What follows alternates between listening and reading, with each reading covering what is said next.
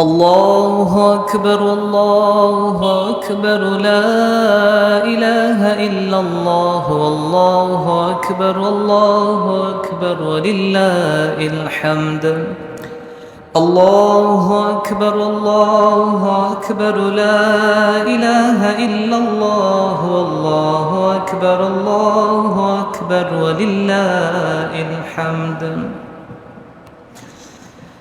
إن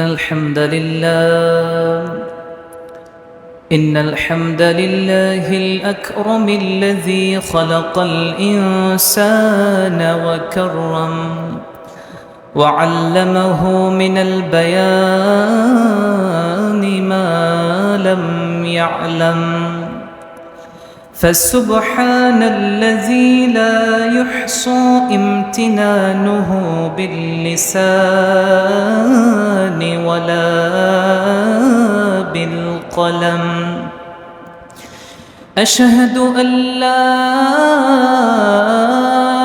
إله إلا الله وحده لا شريك له الذي لا جد له ولا ند له وأشهد أن سيدنا وسندنا وحبيبنا وطبيبنا ومولانا محمدًا عبد الله ورسوله الذي أرسله بالحق بشيرا ونذيرا وداعيا إلى الله بإذنه وسراجا وقمرا منيرا أما بعد فقد قال الله تعالى في كلامه القديم والفرقانه الحميد أعوذ بالله من الشيطان الرجيم بسم الله الرحمن الرحيم لن ينال الله لحومها ولا دماؤها ولكن يناله التقوى منكم صدق الله العظيم وصدق رسوله النبي الكريم ونحن على ذلك من الشاهدين والشاكرين والحمد لله رب العالمين وقال تعالى في شان حبيبه مخبرا وآمرا إن الله وملائكته يصلون على النبي يا أيها الذين آمنوا صلوا عليه وسلموا تسليما اللهم صل على سيدنا مولانا محمد وعلى آل سيدنا مولانا मेरा दिल तड़प रहा है मेरा जल रहा है सीना ए दवा वही मिलेगी मुझले छोलो मदीना अल्लाहुम्मा सल्ली सय्यिदीना मौलाना मुहम्मद व अला आलि सय्यिदीना मौलाना रंग लाया है जहां में सय्यिदे अबरार से गुलशने आलम उजाला गुलबने असरार से अल्लाहुम्मा सल्ली सय्यिदीना मौलाना मुहम्मद व अला आली सय्यिदीना मौलाना।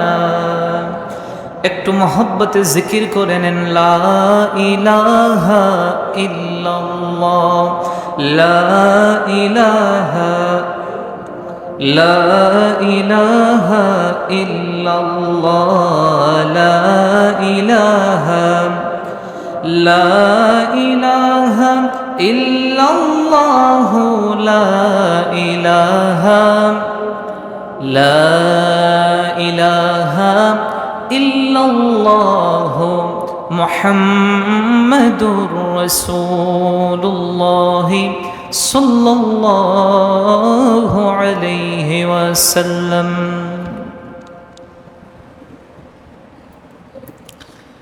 উপস্থিত সম্মানিত মুসল্লিনে কিরাম, মুরব্বিন আযম, আল্লাহ রাব্বুল আলামিন জাল্লা জালালুহু ওয়া আম্মা নওয়ালুহুর আলিশান দরবারে সবটুকুন শুকরিয়া, সবটুকুন প্রশংসা আদায় করছি যে আল্লাহ সুবহানাহু ওয়া তাআলা আমাদেরকে অতি দয়া করে, ইহসান করে আমাদের প্রতি অনুগ্রহ করেছেন। বছর ঘুরে আরেকটি পবিত্র ঈদুল আযহা আল্লাহ রাব্বুল আলামিন আমাদেরকে উদযাপন করার সেই সাআদা, সেই সৌভাগ্য আল্লাহ রাব্বুল আলামিন আমাদেরকে দান করলেন। আজ পবিত্রতম ঈদুল আযহার দিনে পবিত্র সলাতুল ঈদ আদায়ের উদ্দেশ্যে আল্লাহ রাব্বুল আলামিন আমাদেরকে জামায়াতবদ্ধ হওয়ার মতন সেই সুযোগ দান করেছেন। আসুন আল্লাহ রাব্বুল আলামিন যে আমাদেরকে সুস্থ অবস্থায় এখন পর্যন্ত এই সুযোগ দান করলেন, হৃদয়ের সবটুকু আবেগ অনুভূতি উজাড় করে আল্লাহ রাব্বুল আলামিনকে সন্তুষ্টির লক্ষ্যে আমরা কালিমাতুশ শুকুর সমস্বরে আদায় করি, পড়ি আলহামদুলিল্লাহ। সম্মানিত হাজিরিন, সবটুকুন দুরুদ এবং সালাম আল্লাহ রাসূল সাল্লাল্লাহু আলাইহি ওয়া আলিহি ওয়াসাল্লামের উপর, যাকে আল্লাহ রাব্বুল আলামিন এই পৃথিবীর মধ্যে সর্বশ্রেষ্ঠ এবং সর্বশেষ নবী করে এই পৃথিবীর ধরাধামের মধ্যে প্রেরণ করেছেন। আজ পবিত্র ঈদুল আযহা, মুমিনদের ঈদের দিন, খুশির দিন। আসুন সর্বপ্রথমে আমরা সেই ঈদ আল্লাহ রাব্বুল আলামিন আমাদেরকে দিয়েছেন, এই ঈদের অন্যতম একটি আমল হচ্ছে তাকবীর পাঠ করা। আসুন আমরা প্রত্যেকেই তাকবীর পাঠ করি। আল্লাহু আকবার, আল্লাহু আকবার, লা ইলাহা ইল্লাল্লাহ, আল্লাহু আকবার, আল্লাহু আকবার, ওয়া লিল্লাহিল হামদ। আল্লাহু আকবার, আল্লাহু আকবার, লা ইলাহা ইল্লাল্লাহ, আল্লাহু আকবার, আল্লাহু আকবার, ওয়া লিল্লাহিল হামদ। আল্লাহু আকবার, আল্লাহু আকবার, লা ইলাহা ইল্লাল্লাহ, আল্লাহু আকবার, আল্লাহু আকবার, ওয়া লিল্লাহিল হামদ। ঈদ মুবারক, ঈদ মুবারক, ঈদ মুবারক। আল্লাহ রাব্বুল আলামিন আমাদের ঈদকে মুবারক করুন। তাকাব্বালাল্লাহু মিন্না ওয়া মিনকুম। আল্লাহ রাব্বুল আলামিন আমাদের এই ঈদ উদযাপনকে কবুল করুন, আমরা প্রত্যেকেই পড়ি আমিন। সম্মানিত হাজিরিন, আমরা ঠিক 7 ঘটিকায় ঈদের নামাজ আদায় করব ইনশাআল্লাহ। যারা এখনো বাসার মধ্যে আছেন, আপনারা অতি দ্রুত চলে আসুন। আমরা ঠিক যথাসময়ে আমরা আমাদের নামাজ আদায় করব, কাল বিলম্ব করব না। যেহেতু কুরবানির ঈদ, প্রত্যেকেই নামাজের পরে আমরা কুরবানি আদায় করব। অতএব আমরা যেই সময় নির্ধারণ করা হয়েছে ম্যানেজিং কমিটির পক্ষ থেকে, সেই সঠিক সময় আমরা নামাজ আদায় করার চেষ্টা করব ইনশাআল্লাহ। সম্মানিত হাজিরিন, এই পৃথিবীর মধ্যে আল্লাহ রাব্বুল আলামিন মানব জাতিকে সৃষ্টি করেছেন তার গোলামি, তার ইবাদত করার জন্যে। এই পৃথিবীর মধ্যে ইবাদত, গোলামি, দাসত্ব হবে কেবলমাত্র আল্লাহ রাব্বুল আলামিনের। যত সকল ইবাদত আছে সমস্ত ইবাদত কেবলমাত্র আল্লাহ রাব্বুল আলামিনের জন্যই হতে হবে। আল্লাহ ছাড়া অন্য কাউকে খুশি করা বা অন্য কারো জন্য ইবাদত করা জায়েজ নাই। এই পৃথিবীতে আল্লাহ রাব্বুল আলামিন মানব জাতিকে সৃষ্টি করেছেন তার ইবাদতের জন্য। পবিত্র কোরআনুল কারীমের সূরাতুজ জারিয়াতের ৫৬ নম্বর আয়াতে আল্লাহ সুবহানাহু ওয়া তাআলা ইরশাদ করছেন, ওয়ামা খালাকতুল জিন্না ওয়াল ইনসা ইল্লা লিয়াবুদুন। আল্লাহ রাব্বুল আলামিন বলছেন, ওয়ামা খালাকতুল জিন ওয়াল ইনস, আমি আল্লাহ রাব্বুল আলামিন জিন জাতি এবং মানব জাতিকে সৃষ্টি করেছি ইল্লা লিয়াবুদুন, কেবলমাত্র আমি আল্লাহ রাব্বুল আলামিনের ইবাদতের জন্য। বলেন সুবহানাল্লাহ। অতএব আমরা আজকের এই ঈদের দিনে সর্বপ্রথম যে আমলটা করব সেটা হচ্ছে আমরা ঈদের নামাজ আদায় করব। ঈদের নামাজটা হবে আল্লাহর জন্যে। ঈদের নামাজের পরপরই আমরা কুরবানি করব, সেই কুরবানিটাও হবে কেবলমাত্র আল্লাহর জন্যে। আল্লাহ ছাড়া অন্য কাউকে দেখানো উদ্দেশ্য না, অন্য কাউকে খুশি করা উদ্দেশ্য না, অন্য কোনো কিছু আমাদের উদ্দেশ্য না। আমাদের একটি উদ্দেশ্য, তাকাররুবান ইলাল্লাহি তাআলা, কেবলমাত্র আল্লাহ সুবহানাহু ওয়া তাআলার সন্তুষ্টি, আল্লাহ রাব্বুল আলামিনের মন, আল্লাহ রাব্বুল আলামিনকে সন্তুষ্ট করা বা আল্লাহ রাব্বুল আলামিনের সন্তুষ্টি হাসিল করা, এটাই হচ্ছে আমাদের মূল লক্ষ্য। এই কুরবানির লক্ষ্য বা উদ্দেশ্য যেটা, সেটার প্রধানই হবে আল্লাহ রাব্বুল আলামিনের জন্যে। এক নম্বর, আল্লাহ রাব্বুল আলামিনের জন্য আমরা কুরবানি করব, এটা হচ্ছে শর্তহীন একটি আনুগত্য। এই কুরবানির মধ্যে কোনো চাওয়া পাওয়া নাই, এই কুরবানির মধ্যে কোনো বিনিময় নাই, এই কোরআনের মধ্যে কোনো প্রকারের স্বার্থ নাই। একটি মাত্র স্বার্থ, তা হচ্ছে আল্লাহ রাব্বুল আলামিনের জন্য আমি কুরবান করলাম, যেটা আমার আল্লাহ নির্দেশ দিয়েছেন। কোন সুবহানাল্লাহ। এই পৃথিবীর মধ্যে কুরবানির বিধানটা আল্লাহ রাব্বুল আলামিন হযরত আদম আলাইহিস সালাম থেকে দিয়েছেন। হযরত আদম আলাইহিস সালামের কুরবানিটা আল্লাহ রাব্বুল আলামিন টেনে টেনে এনেছেন ইব্রাহিম পর্যন্ত। হযরত ইব্রাহিম আলাইহিস সালাম কুরবানি সম্পাদন করেছেন, তার কুরবানিটা ছিল বিরল, একদম ভিন্ন একটা কুরবানি। আল্লাহ রাব্বুল আলামিন তার কলিজার টুকরা সন্তানকে আল্লাহর রাস্তায় কুরবানি করার নির্দেশ দিলেন। তিনি কাল বিলম্ব করেন নাই। যখনই আল্লাহ রাব্বুল আলামিন আদেশ দিয়েছেন, সন্তানকে জিজ্ঞেস করেছেন, সন্তানের অপিনিয়ন, তার বক্তব্য জানতে চেয়েছেন। পবিত্র কোরআন সেটা কোট করেছে। আল্লাহ রাব্বুল আলামিন বলেন, আমি যখন ইব্রাহিমকে স্বপ্নে দেখালাম, হযরত ইব্রাহিম স্বপ্নের মধ্যে দেখতে পেলেন তিনি তার কলিজার টুকরা পুত্র হযরত ইসমাঈল আলাইহিস সালামকে আল্লাহর রাহে কুরবানি করছেন।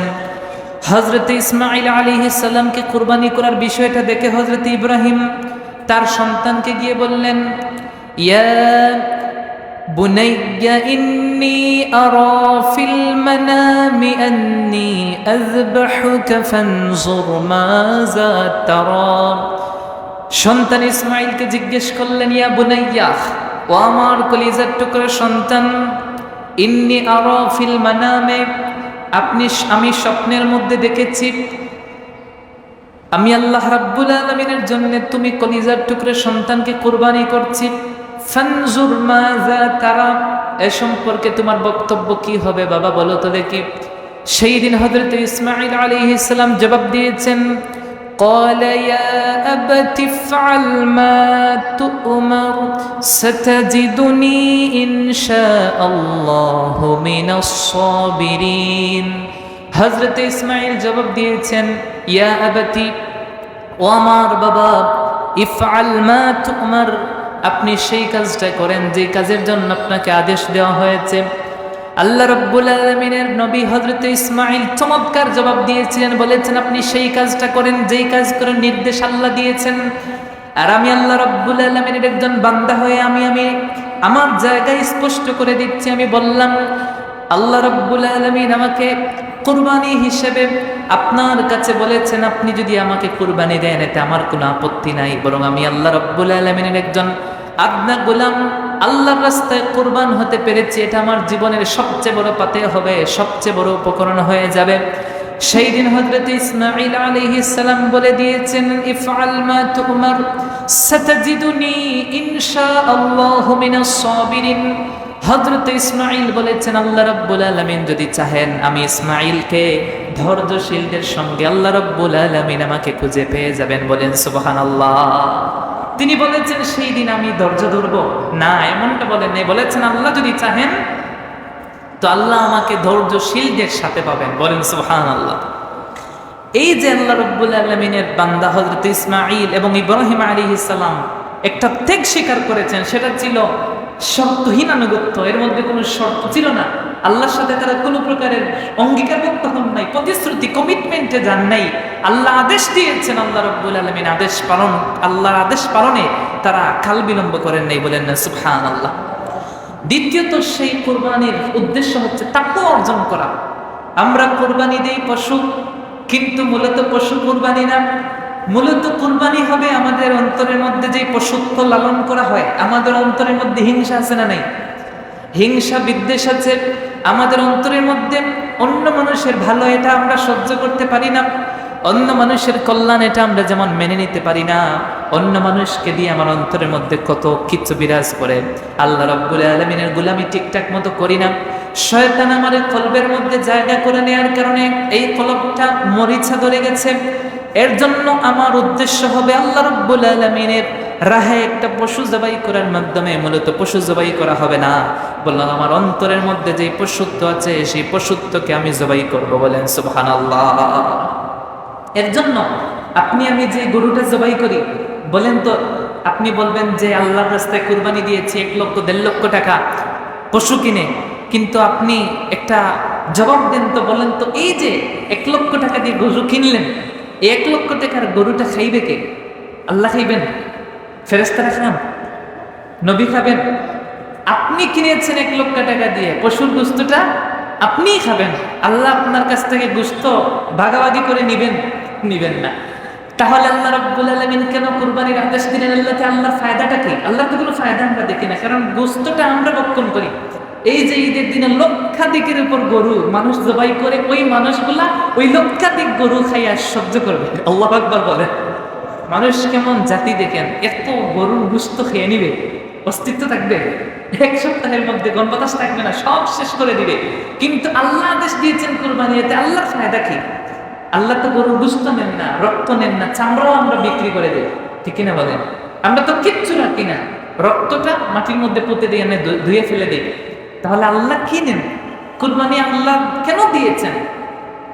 এইটা আল্লাহ রাব্বুল আলামিন পবিত্র কোরআনুল কারীমের সূরাতুল হজ্জের 37 নম্বর আয়াতের মধ্যে বলছেন, লান ইয়ানালাল্লাহা লুহুমুহা ওয়ালা দিমাউহা ওয়ালাকিন ইয়ানালুহুত তাকওয়া মিনকুম। বলেন না সুবহানাল্লাহ। আল্লাহ রাব্বুল আলামিন বলছেন, লান ইয়ানালাল্লাহা লুহুমুহা, আল্লাহ রাব্বুল আলামিন তোমাদের গরুর লাহমুন গোশতটা নেন না, ওয়ালা দিমাউহা, আল্লাহর কাছে রক্ত পৌঁছে না। আল্লাহ স্পষ্ট করে দিয়েছেন পবিত্র কোরআনে যে আল্লাহ তোমাদের রক্ত গোশত কিচ্ছু আল্লাহ নেন না। আল্লাহ নেন কি বা আল্লাহ দেখেন কি? আল্লাহ রাব্বুল আলামিন দেখেন ইয়ানালুহুত তাকওয়া, আল্লাহ দেখেন তোমার তাকওয়া। বলেন না সুবহানাল্লাহ। তাকওয়াটা হচ্ছে আপনি কেন কুরবানি দিচ্ছেন, আপনার নিয়ত কি, কুরবানি দেওয়ার উদ্দেশ্য কি, আর এই কুরবানির মাধ্যমে আপনি চাচ্ছেনটা কি? আমরা তো নিঃসন্দেহে বলবো এই কুরবানি দিচ্ছি কেবলমাত্র আল্লাহ সন্তুষ্টি হাসিল করে, ঠিক কিনা বললেন? যেমনটা হযরত ইব্রাহিম চেয়েছিলেন আল্লাহ রাব্বুল আলামিন তাকে জাতির পিতা বানিয়েছেন, এমন ত্যাগ স্বীকার করেছেন কিয়ামত পর্যন্ত হযরত ইব্রাহিম আল্লাহ রাব্বুল আলামিনের কাছে এমন দামি মানুষ হয়েছেন। আল্লাহ বলেছেন, মিল্লাতা আবিকুম ইব্রাহিম হুয়া সাম্মাকুমুল মুসলিমিন। আল্লাহ বলছেন কিয়ামত পর্যন্ত যত মুমিন আসবে সবার জাতির পিতা হচ্ছেন ইব্রাহিম। বলেন সুবহানাল্লাহ। ইব্রাহিম এই ত্যাগগুলো স্বীকার করেছেন। অতএব আমাদের কুরবানির উদ্দেশ্যটা হবে কি? আমাদের কুরবানির উদ্দেশ্যটা হবে কেবলমাত্র আল্লাহর জন্য। আর এই কুরবানির তাকওয়া আল্লাহর কাছে যায়। অতএব আমাদের উদ্দেশ্য তাকওয়া লালন করা। গোশত খাওয়ার উদ্দেশ্যে আমরা কুরবানি দেই না। আমরা মানুষকে দেখানোর উদ্দেশ্য কুরবানি দেই না। আমরা কুরবানি দেই না যে আমার উপর দায়িত্ব, এজন্য দেই। একটু কথা বলেন, কেউ যদি মনে করে যে আল্লাহ বিধান দিয়েছেন কুরবানি দেওয়ার, এর জন্য দিলাম, এটা কি আল্লাহর জন্য হলো? বলেন। আপনি নিজ থেকে নামাজ পড়তে আসবেন, এটা এক জিনিস। আর কেউ আপনাকে প্রেশার ক্রিয়েট করে নামাজে পড়াবে, এটা আরেক জিনিস। বুঝতে পেরেছে? একটা হচ্ছে আপনার দায়িত্ব, আর একটা হচ্ছে আপনার আকাঙ্ক্ষা। দুইটা কি এক জিনিস? অবশ্যই না। কেউ আপনাকে প্রেশার ক্রিয়েট করেছে বলে আপনি এসেছেন নামাজ পড়তে, এই নামাজের মধ্যে আপনি খুশুখুদু পাবেন না, এই নামাজ পড়ে আপনি তৃপ্তি পাবেন না, কারণ আপনি কাউকে বুঝ দেওয়ার জন্য এসেছেন। আর আপনি যখন আপনার দিল থেকে নামাজ পড়তে আসবেন, দেখবেন ফজরের নামাজ যদি কখনো মিসিং হয়ে যায়, আপনার ঘুম ভাঙার সাথে সাথে একটা অন্তরে জ্বালাপোড়া সৃষ্টি হয়ে, শান্তির সৃষ্টি হয়ে যায় যে কি করলাম আমি, ফজরের নামাজটা আমি পড়তে পারলাম না। যদি এমনটা আপনার অনুশোচনা তৈরি হতে পারে, মনে করবেন আপনি সাজ্জা মুমিন হতে পেরেছেন, অন্তরে ঈমান লালন করতে পারছেন, আপনি আল্লাহর জন্য আমল করছেন, সুবহানাল্লাহ পড়েন। আর যদি ফজরের নামাজ মিস হয়ে যাওয়ার পরে আপনার অন্তরে কোনো ব্যথা বেদনা কাজ না করে, স্বাভাবিক দিব্যি ভালো আছেন, মনে করবেন আপনি প্রকৃত মুমিন হতে পারেন না। কুরবানিটা যদি মনে করেন আল্লাহ দিয়েছেন বিধান করে, টাকার মালিক করেছেন, আল্লাহ এর জন্য করছি, এটা আল্লাহ গ্রহণ করবেন না ভাই। কারণ এটা আপনি আল্লাহর উপর একটা চাপ সৃষ্টি করলেন, আর আল্লাহ আপনার উপর একটা চাপ সৃষ্টি করেছেন। আপনি বুঝাতে চাইলেন ইসলাম একটা কঠিন ধর্ম, বলেন নাউযুবিল্লাহ। আর যদি আপনি মনে করেন আমি কুরবানি দেব আল্লাহর রাহে, এই কুরবানির মাধ্যমে আমি আল্লাহ রাব্বুল আলামিনকে সন্তুষ্টি করব, এই বিধান যদি সে লালন করে অন্তরের মধ্যে, তাহলে এই কুরবানিটাই কেবলমাত্র আল্লাহ রাব্বুল আলামিন গ্রহণ করবেন, বলেন সুবহানাল্লাহ। 3 নম্বর যে বিষয়টা হবে, এই কুরবানি কেন দিব আমরা, যে কুরবানি দেওয়ার কারণ কি? বলে কুরবানি দেওয়ার কারণ হচ্ছে এটাই যে আল্লাহ সুবহানাহু ওয়া তাআলা আমাকে এই কুরবানি দিয়েছেন, এই কুরবানির মাধ্যমে আমি আল্লাহ যে শ্রেষ্ঠ, আমার রব যে একদম লামিসাল, আল্লাহর সাথে যে কারো কোনো তুলনাই, আল্লাহর সাথে কারো কোনো পার্টিসিপেট করা যায় না, আমার রব যে একদম আলাদা, সেটা আমি কুরবানির মাধ্যমে প্রকাশ করবো, বলেন সুবহানাল্লাহ। এই পৃথিবীর মধ্যে আমার রবের সাথে কারো কোনো তুলনা নাই। আল্লাহ রাব্বুল আলামিন বলেছেন আমার রব হচ্ছেন সর্বশ্রেষ্ঠ রব, সেটা তুমি ঘোষণা দাও। সেই ঘোষণাটা আমরা সব সময় দিয়ে থাকি, আল্লাহ রাব্বুল আলামিন হচ্ছেন সর্বশ্রেষ্ঠ, তার সাথে কোনো তুলনা চলে না। আপনি সর্বাবস্থায় বলেন ইয়্যাকা না'বুদু ওয়া ইয়্যাকা নাস্তাঈন, আপনার কাছেই আমরা কেবলমাত্র কেবলমাত্র আপনার কাছে না'বুদু ইবাদত সঁপে দেই, নাস্তাঈন আপনার কাছে সাহায্য প্রার্থনা করি, গায়রিল মাগদুবি আলাইহিম ওয়ালাদ-দাল্লিন আমরা ওই পথভ্রষ্টদের পথ চাই না, বরং ইহদিনাস সিরাতাল মুস্তাকিম চাই, বলেন সুবহানাল্লাহ। কুরবানির মাধ্যমে আল্লাহ রাব্বুল আলামিন বলেছেন তোমরা আমার শ্রেষ্ঠত্বের ঘোষণা দাও, কেমন করে দিবা? আল্লাহ রাব্বুল আলামিন সূরাতুল হজ্জের 37 নম্বর আয়াতের মধ্যে বলেন কাযালিকা সাখখারাহা লাকুম লিতুকাব্বিরুল্লাহা আলা মা হাদাকুম ওয়া বাশশিরিল মুহসিনিন। আল্লাহ বলছেন বান্দা তুমি আল্লাহর রাস্তায় পশু কুরবানি দিবা। কাযালিকা সাখখারাহা লাকুম লিতুকাব্বিরুল্লাহ, আমি আল্লাহ রাব্বুল আলামিন তোমাদের জন্য পশুগুলাকে তোমাদের অনুগত বানিয়ে দিয়েছি। পশুগুলা তোমাদের আন্ধারে থাকে, তোমরা চাইলেই পশুগুলা লালন পালন করতে পারতেছো। তোমাদেরকে আমি আল্লাহ রাব্বুল আলামিন দায়িত্ব দিয়েছি, পশুগুলা তোমাদেরকে কন্ট্রোল করে না, বরং সাখখারাহা লাকুম, তোমরা পশুগুলাদেরকে চতুষ্পদ জন্তুকে কন্ট্রোল করো, বলেন সুবহানাল্লাহ।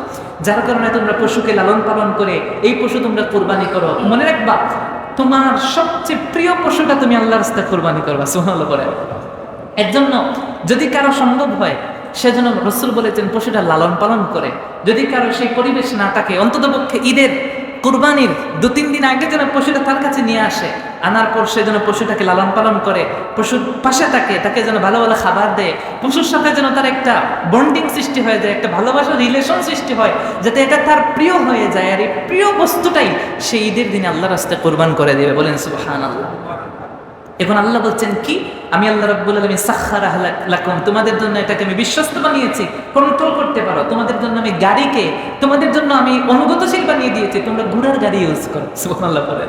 আল্লাহ বলছেন আমি উটকে তোমাদের স্বাধীন করে দিয়েছি, এটা তোমরা কন্ট্রোল করো। এখন তোমাদের দায়িত্ব কি? আল্লাহ রাব্বুল আলামিন বলছেন লিতুকাব্বিরুল্লাহ, এই পশুর উপর আল্লাহর নাম নিবে, সুবহানাল্লাহ পড়বেন না? এর জন্য মনে রাখবেন, কুরবানি করতে গেলে জবাইয়ের বিধানটা অত্যন্ত সাবধানতার সাথে। যদি কেউ আল্লাহর নাম ছাড়া কোনো পশু জবাই করে, যত হালাল পশু হোক, সেটা বক্ষণ করা মুমিনদের জন্য হালাল নয়। এটা আল্লাহর নাম নিতেই হবে। এর জন্য আল্লাহ রাব্বুল আলামিন বলছেন, লিতুকাব্বিরুল্লাহ, তোমরা আল্লাহর নাম নিবে, আলা মা হাদাকুম, এর মধ্যে আমি তোমাদের জন্য হেদায়েত রেখেছি। সুবহানাল্লাহ। কারণ একটা কুরবানি হয় কার জন্য? একটু জোরে বলেন তো, আমরা কুরবানি দিই কার জন্য? আল্লাহর জন্য। যেহেতু আল্লাহর জন্য কুরবানি হয়, এই কুরবানি যখন আপনি আল্লাহর জন্য দিবেন, এই আল্লাহ রাব্বুল আলামিনের জন্য দেওয়াটা আল্লাহ রাব্বুল আলামিন কবুল করবেন। বলেন না সুবহানাল্লাহ। আমরা গত জুমায় এই কুরবানির মাসআলা মাসাইল সম্পর্কে অনেকগুলো বিষয় আমরা জানার চেষ্টা করেছি। আজ আমরা যে বিষয়গুলো জানার চেষ্টা করব, যেটা আজকের, যেহেতু আমরা আজকে পশু জবাই করব, অথবা আজকের বিষয়টা আমাদেরকে একটু জেনে রাখা দরকার। আজ আমরা প্রথমে যে বিষয়টা নিয়ে কথা শুনবো, সেটা হলো জবেহ সংক্রান্ত কিছু মাসআলা জানা দরকার। জবেহের মাসআলা বলতে গেলে সর্বপ্রথম যে বিষয়টা আপনাদেরকে জানা দরকার, সেটা হচ্ছে কুরবানির পশু যিনি জবাই করবেন, তার মধ্যে কিছু শর্ত থাকা জরুরি আছে। কুরবানির পশু যিনি জবাই করবেন, এই কুরবানির পশুটা হালালভাবে জবাই করতে গেলে তার মধ্যে 3টি গুণ থাকতে হবে। 1 নাম্বার, যিনি জবাই করবেন তিনি মুসলমান হতে হবে। অমুসলিমের হাতে জবাই করলে সেই জবাইকৃত পশু খাওয়া জায়েজ হবে না। 2 নাম্বার, কিতাবী হওয়া, তো তার একত্ববাদী বিশ্বাসী হওয়া, আল্লাহ রাব্বুল আলামিনে বিশ্বাসী হওয়া, এমন ব্যক্তি জবাই করতে হবে। 3 নাম্বার শর্ত হচ্ছে, যখন জবাই করবে, জবাই করার সময় আল্লাহর নাম নিতে হবে। বিসমিল্লাহ বলে আল্লাহর নাম নিয়ে তারপরে জবাই করতে হবে। এই 3টি শর্ত থেকে একটা শর্ত যদি বাতিল যায়, তাহলে সেই কুরবানির পশু খাদ্য হিসেবে গ্রহণ করা জায়েজ নাই। কুরবানির পশুর সাথে ভালো আচরণ করা। আমাদের সমাজে দেখা যায় মানুষগুলা আর মানুষ রয়ে নাই, আমাদের মধ্যে মানুষত্ববোধ চলে গেছে। একটা পশুর সাথে তো অনেক দূরের বিষয়, মানুষের সাথে আজকাল আমাদের আচরণ একদম কল্পনার বাহিরে, ঠিক কিনা বলেন? আজকাল মানুষের সাথে আমাদের আচরণ ভালো হয় না, আমরা মানুষের সাথে সুলভ আচরণ করতে ব্যর্থ হয়ে গেছি। রাসূল করিম সাল্লাল্লাহু আলাইহি ওয়াসাল্লাম জানিয়েছেন, তোমরা কুরবানির পশুর সাথে সুন্দর আচরণ করবে। এটা হচ্ছে আল্লাহ পাকের একটা নিদর্শন। আল্লাহ বলেছেন, ওমান ইউআযযিম শাআইরাল্লাহ ফাইন্নাহা মিন তাকওয়াল কুলুব। আল্লাহ রাব্বুল আলামিন বলেছেন, যারা আল্লাহর নিদর্শনাবলীকে সম্মান করে, বোঝা যাবে তাদের অন্তরের মধ্যে যে তাকওয়া আছে সেটা প্রকাশ পাবে। বলেন সুবহানাল্লাহ। এর জন্য কুরবানির পশুটা আপনি খুব সেফটি অ্যান্ড সিকিউরিটির সাথে আপনি এটা জবাইয়ের চেষ্টা করবেন। অনেকে দেখা যায় কুরবানির পশু জবাই করার সময় এক জায়গায় গরুটা ফালায়, ওই জায়গা থেকে হেসরাই আরেক জায়গায় নেয়, আছে না নেই? এমনটা করা যাবে না। দেখা যায় অনেক মানুষ বিভিন্নভাবে পশুকে কষ্ট দেয়। এই কষ্ট দিলে, আপনি যে একটা পশুকে কষ্ট দিয়েছেন, এই পশুকে কষ্ট দেওয়ার কারণে আল্লাহ রাব্বুল আলামিন আপনাকে কিয়ামতের ময়দানে দাঁড় করাবেন। আপনি মনে করবেন শুধু মানুষকে কষ্ট দিলেই মনে হয় আল্লাহ ধরবেন না, একটা চতুষ্পদ জন্তু যদি আপনার কাছ থেকে কষ্ট পায়, আপনি মনে রাখবেন এর জন্য কিয়ামতে আপনাকে দাঁড়াতে হবে। হযরত ওমর রাদিয়াল্লাহু তাআলা আনহু খেলাফতে আসীন হওয়ার পর কান্না শুরু করে দিলেন। সাহাবায়ে কেরাম বললেন, মানুষ তো গদি পাইলে হাসে, ফুলের তোড়া নিয়ে রাস্তায় মিছিল করে, আপনি কান্না করেন কেন? তিনি বললেন, আমি এতদিন সাজানোর জন্য ওমর ছিলাম, কিন্তু আজকে থেকে তো আমি খিলাফা তথাই প্রতিনিধিত্ব গ্রহণ করেছি, আমি ওমর তো ভয় পাই। আজকের পরে যদি অদূর এই ১৫০০ মাইল, কি বলে, এই যে এতটুকু এরিয়ার মধ্যে আল্লাহ রাব্বুল আলামিন আমাকে দায়িত্ব নিযুক্ত করে দিয়েছেন, এখন যদি কোনো জঙ্গলের অতর গহ্বরেও একটা চতুষ্পদ জন্তু যদি না খেয়ে মারা যায়, এই চতুষ্পদ জন্তু কিয়ামতে যদি আমি ওমরের বিরুদ্ধে দাঁড়াই, তাহলে তো আমি আল্লাহর কাঠগড়া থেকে মুক্তি পাবো না। ওরা ছিলেন সাচ্চা মুসলমান, এর জন্য ওরা সাহাবী হতে পেরেছেন। তা আপনার আমার ব্যবহারটা পশুর সাথে ভালো হবে, পারবো না ইনশাআল্লাহ। হাদিসের মধ্যে এসেছে, আল্লাহ রাসূল সাল্লাল্লাহু আলাইহি ওয়াসাল্লাম বলেছেন, ইন্নাল্লাহা কাতাবাল ইহসান আলা কুল্লি শাই। আল্লাহ সমস্ত কিছুর উপর ইহসান করা তোমাদের উপর আবশ্যক করে দিয়েছেন। আল্লাহ বলছেন কুল্লি শাই, সব কিছুর উপর, শুধু মানুষের উপর ইহসান না, মানুষের উপর ইহসান করবেন, চতুষ্পদ জন্তুর উপর ইহসান করবেন। ফাইদা কাতালতুম, যখন তোমরা কাউকে হত্যা করবে, ফাআহসিনুল কিতলাহ, উত্তমভাবে হত্যা করবে। ওয়াইদা যাবাহতুম, আর যখন তোমরা পশু জবাই করবে, ফাআহসিনুয যাবহা, তখন তোমরা পশুকে উত্তমভাবে জবাই করবে। আল্লাহ রাসূল বলেছেন, ওয়াল ইউহিদ্দা আহাদুকুম শাফরাতাহু ফালইউরিহ যাবিহাতাহু, মনে রাখবার এই জবাইকৃত পশু তোমরা ভক্ষণ করবে, জবাইকৃত পশুটা যেন তোমার কাছ থেকে কোনো কষ্ট না পায়। অতএব আপনারা যখন পশুটা জবাই করবেন, এটা মাথার মধ্যে রাখবেন যে পশুকে কোনোভাবেই কষ্ট দেওয়া যাবে আমাদের সমাজে একটা প্রচলিত রীতি আছে, দেখা যায় কুরবানির পশু নিয়ে সেলফি উঠায়, আছে না নেই? এগুলা কিন্তু ইসলাম সাপোর্টেড না। যুগের সাথে তাল মিলাতে গিয়ে আপনি আপনার কুরবানি নষ্ট করে দিবেন। কথা বলেন, দিবেন? আপনার হয়তো মনের মধ্যে একটা উৎফুল্লতা কাজ করতেছে, খুশি কাজ করতেছে, এর জন্যই আপনি কাজটা করে নিয়েছেন। হতে পারে এই সোশ্যাল মিডিয়ার মধ্যে আপনার এই ছবি আপলোড হওয়ার কারণে আপনার কুরবানিটা বাতিল হয়ে যেতে পারে। যারা কুরবানি দিবেন, যাদের পক্ষ থেকে কুরবানি হবে, যথাসম্ভব চেষ্টা করবেন জবাই যখন করা হয় তখন জবাইকৃত পশুর সামনে আপনি অবস্থান করবেন। যখন জবাই হবে তখন জবাইয়ের দৃশ্য আপনি দেখার চেষ্টা করবেন। যারা মহিলারা, তাদের পক্ষ থেকে যদি কুরবানি হয়, তারা যেন পর্দার আড়াল থেকে জবাইয়ের দৃশ্য দেখে। এটা রাসূল করিম সাল্লাল্লাহু আলাইহি ওয়াসাল্লাম আমাদেরকে আদেশ দিয়েছেন। পশু জবাহের আগে কিছু কাজ করা অবশ্যই, এগুলা পশুকে কষ্ট দেওয়া যা রাসূল নিষেধ করেছেন। এক নম্বর হচ্ছে প্রাণীকে পায়ে ধরে টেনে হেঁচড়ে এক জায়গা থেকে আরেক জায়গায় নেয়া। এক জায়গায় আপনি ফালাইছেন গরু, পশুটা আরেক জায়গায় টেনে হেঁচড়ে নিয়েছেন, এটা পশুর কষ্ট হয় কিনা বলেন? এটা খেয়াল রাখবেন। প্রাণীকে মাটিতে শুয়ে ছুরিতে ধার দেওয়া হয়। অনেকে দেখবেন ছুরিতে ধার দেয় নাই, পশু ফালাইছে তারপর ছুরিতে ধার দিতেছে, এমনটা হয় না অনেক সময়? এটা খেয়াল করবেন। গরু, সবার উচিত হচ্ছে ঈদের নামাজে আসার আগে যেই পশুটা আপনি জবাই করবেন সে পশুটা উত্তমভাবে গোসল করানো, তারপর নিজে গোসল করা, তারপর ঈদের নামাজে আসা।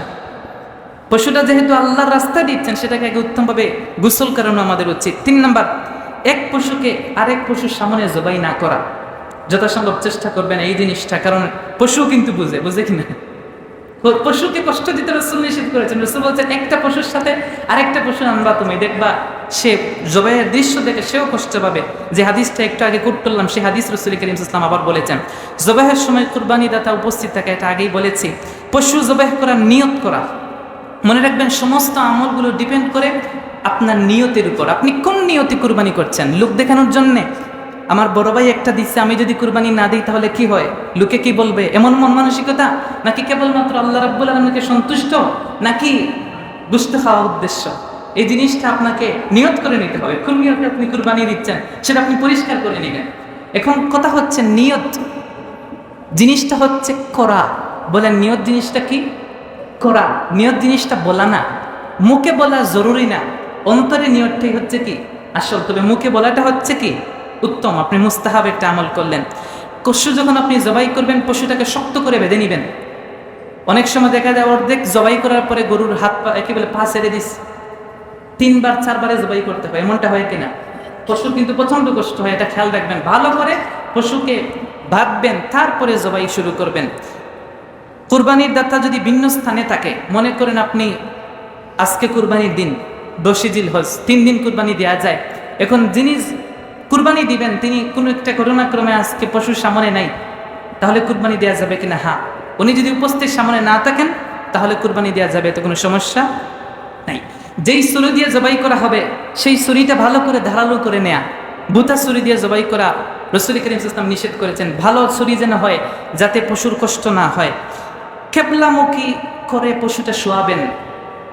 আপনি যখন পশুটা ফেলবেন, আপনি বুঝে শুনে পশু ফেলবেন। পশুর মাথা থাকবে দক্ষিণ দিকে, পশুর সিনাটা, পাটা থাকবে পশ্চিম দিকে, কিবলার দিকে। এই বাটে গরু ফেলবেন, এক জায়গায় ফেলে আরেক জায়গায় টেনে হেঁচড়ে আনবেন না, এগুলো পশুর কষ্ট হয়। যদি কেউ উট কুরবানি দেন তাহলে উট নহর করবেন। উট নহর করা হচ্ছে সুন্নাত। নহরের পদ্ধতি হচ্ছে উট দাঁড়ানো অবস্থায় প্রথমে তার সামনের বাম পায়ের হাঁটু বাজ করে মজবুত করে বাঁধতে হবে, তারপর ধারালো ছুরি দিয়ে উটের সিনার নিকটে একটা আঘাত করে রক্ত প্রবাহিত করে নহর করা। নহর মানে হচ্ছে দাঁড়ানো অবস্থায় সেটাকে কুরবানি করা। কুরবানির ক্ষেত্রে খেয়াল রাখবেন, হেদায়া গ্রন্থের মধ্যে এসেছে পশুর 4টি রোগ না কাটলে আপনার কুরবানি সহি হবে না।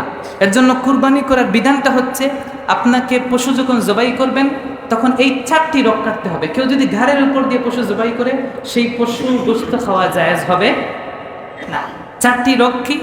1 নম্বর হচ্ছে কণ্ঠনালী, 2 নম্বর হচ্ছে খাদ্যনালী, আর 3 নম্বর হচ্ছে 2 পাশের রক্তবাহী 2টা বড় রোগ আছে। এই 4টি রোগ কাটতে হবে। উলামায়ে কেরাম বলছেন সর্বনিম্ন 3টি রোগ যদি কেটে যায় তাহলে কুরবানি শুদ্ধ হয়ে যাবে। এই জিনিসটা আপনারা খেয়াল রাখবেন। অনেক সময় দেখা যায় জবাই করার পরে আরেকজন মাথামোটা ছোট্ট একটা ছুরি নিয়ে গলার ভিতরে একটা আঘাত করে কিনা, জিজ্ঞেস করেন কেন করে, বলবে যে দ্রুত মারা যাওয়ার জন্য। ওরে একটা দিয়েন তখন বুঝলেন এই কথা? পশু জবাই করার পরে ওই পশুটার তো রূহ তো বের হয়ে যেতে হবে, সময়ের তো দরকার নাকি? আপনাদের তো তাড়াহুড়া লেগে যায়। অনেকে দেখা যায় পশুর ওই যে রূহটা বের হওয়ার আগেই পায়ের রোগ কাটা শুরু করে, চামড়া চুলানো শুরু করে, আছে না নাই? সাবধান, এমনটা করবেন না। পশু একদম নিস্তেজ হওয়ার পরে তারপর হাত দিবেন। আপনার কি গোশত খাওয়ার সময় চলে যাচ্ছে? তাহলে এত তাড়াহুড়া কিসের? এই যে একজন ব্যক্তি গলার ভিতরে একটা ছুরি দিয়ে আঘাত করে না, এর মাধ্যমে বর্তমান বিজ্ঞানও বলছে যে এটা হার্ট অ্যাটাক হওয়ার সম্ভাবনা আছে, আপনার কুরবানি বাতিল হয়ে যাবে, সাথে সাথে গোশতটা খাওয়াও হারাম হবে। এই গোশত যদি কেউ খায় তাহলে তার বিভিন্ন ধরনের রোগও হতে পারে। অনেক সময় দেখা যায় গরুকে অর্ধেক জবা করার পর ছুরি কাজ করতেছে না, অথবা গরু উঠে দৌড় দিস, দেখা যায় কিনা? এই বিষয়টা খেয়াল রাখবেন, অসম্পূর্ণ যেন জবাই না হয়। রাসূল করিম সাল্লাল্লাহু আলাইহি ওয়াসাল্লাম জানিয়েছেন এই বিষয়গুলো আমাদেরকে খেয়াল রাখা দরকার। নাবালেগ, পাগল, যার হিতাহিত জ্ঞান নাই, এবং মহিলারা কুরবানি দেওয়া পারবে কিনা, একজন বুবা কুরবানি দিতে পারবে কিনা। মনে রাখবেন, কুরবানি দেওয়ার জন্য একজন সুস্থ মস্তিষ্ক মানুষ হওয়া জরুরি।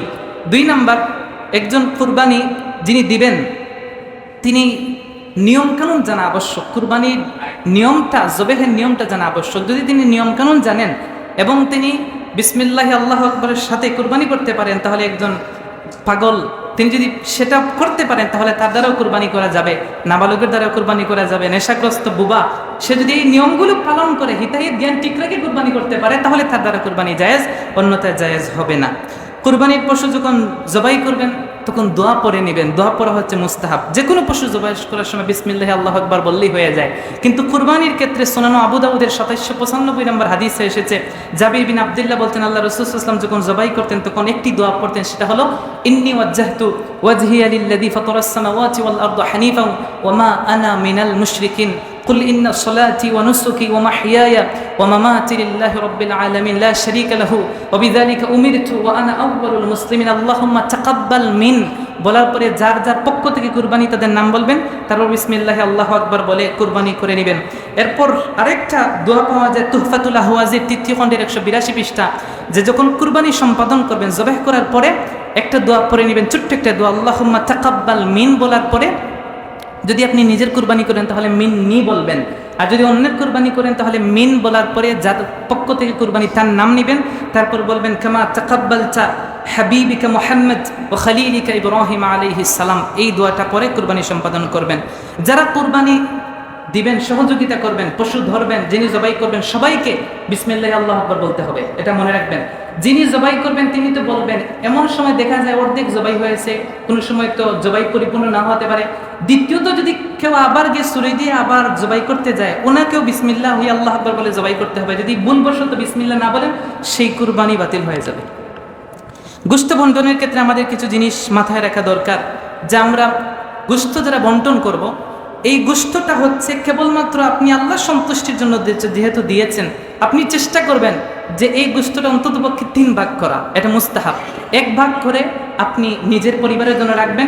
দ্বিতীয়ত আপনার আত্মীয় স্বজনের মধ্যে যারা কুরবানি দেয় নাই, এমন মানুষ আছে যারা হাত পেতে আপনাকে যে খুঁজতে পারবে না কিন্তু কুরবানিও দেয় নাই, আপনার নিজ দায়িত্বে তাদের বাসায় কুরবানি গোশত দিয়ে দিবেন। আর আরেক ভাগ করে গরিব মিসকিন যারা আছে তাদেরকে দিবেন। এটা হচ্ছে একাকী কুরবানির ক্ষেত্রে। দ্বিতীয়ত হচ্ছে যদি কেউ এমন হয় যে শরিকানা কুরবানি দিয়েছেন, তাহলে শরিকানা কুরবানির ক্ষেত্রে মাসআলাগুলো একটু জটিল হয়ে যায়। 1 নম্বর হচ্ছে যাদের সাথে শরিক হয়ে কুরবানি দিচ্ছেন তাদের নিয়ত সহি কিনা সেটা দেখবেন। 2 নম্বর কথা হচ্ছে শরিকানা কুরবানিতে আপনি যদি 4 জন শরিক হন তাহলে 4 জনের টাকা কিন্তু সমান হতে হবে। 7 জন শরিক হইলে 7 জনের টাকা সমান হতে হবে। গোশত বন্টন দাঁড়িপাল্লা দিয়ে করতে হবে, বুঝতে পেরেছেন? কারো যদি একটু কম বেশি হয় তাহলে কারো কুরবানি হবে না, সবার কুরবানি বাতিল। এর জন্য শরিকানা কুরবানি করার ক্ষেত্রে ওলামায়ে কেরাম খুব একটা উৎসাহ দেন নাই। যদি কেউ না পারে তাহলে দিতে পারে, কিন্তু উত্তম হচ্ছে একাকী কুরবানি দেয়া। পশুর কিছু অঙ্গ খাওয়া জায়েজ নাই, যেমন ধরেন পুরুষাঙ্গ, স্ত্রীলিঙ্গ, মূত্রথলি, মেরুদণ্ডের ভেতরের মগজ বা সাদা একটা রোগ আছে ওইটা খাওয়া জায়েজ নাই, পিত্তথলি খাওয়া জায়েজ নাই, অন্ডকোষ খাওয়া জায়েজ নাই, চামড়ার নিচে টিউমারের মতো উঁচু গোশত আছে সেটা খাওয়া জায়েজ নাই, এবং প্রবাহিত রক্ত খাওয়া জায়েজ নাই। আবার 7টি অংশ খাওয়ার কথা নিষেধ করেছেন ওলামায়ে কেরাম। একটা হচ্ছে রক্ত, মাদি পশুর লজ্জাস্থান অন্ডকোষ, লালা গ্রন্থি, পুরুষাঙ্গ, মূত্রতলি এবং পিত্ততলি, এগুলো খাওয়া জায়েজ নাই। আপনি গরু গোশত যখন বন্টন করবেন সেই বন্টনের ক্ষেত্রে আপনি ইনসাফ করার চেষ্টা করবেন। আল্লাহ রাব্বুল আলামিন আমাদের প্রত্যেককে যেন তৌফিক দান করেন, প্রত্যেকে পড়ে আমিন।